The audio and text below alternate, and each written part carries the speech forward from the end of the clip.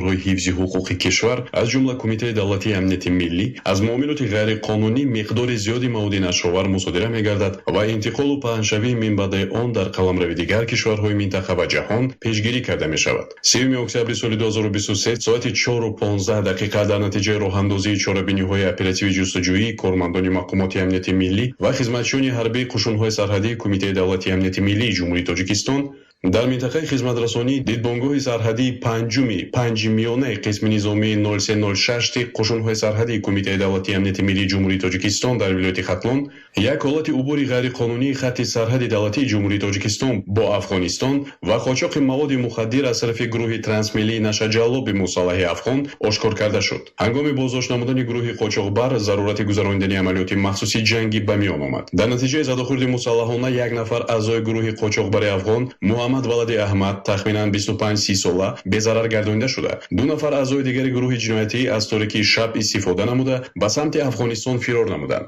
ضمن از نظرگذرانی جای حادثه دو بارخالتای پلی‌اتیلنی رنگش سفید با 10 بسته واسطه نشادر، یک عدد اتومات کلاشنیکوف، یک تیردون با 30 عدد تیر و 2 عدد تیر کمانی شکاری دریافت و مصادره کرده شد. طبق خلاصه شعبه اکسپرتیز سودی ریاست اگنتی نظارت مواد نشادر در ولایت ختلون، مواد ذکر گردیده واسطه نشآور نوعی حشیش بوده، وزن خالصش 10 کیلوگرم را تشکیل می‌دهد. اوید به دلیل مذکور با ماده‌های 195 قسم 2، 200 قسم 4، 289 قسم 3 و 335 قسم 2 کدکس جنایتی جمهوری تاجیکستان پرونده جنایتی آغاز گردیده تفتیشات پیشکی ادامه دارد.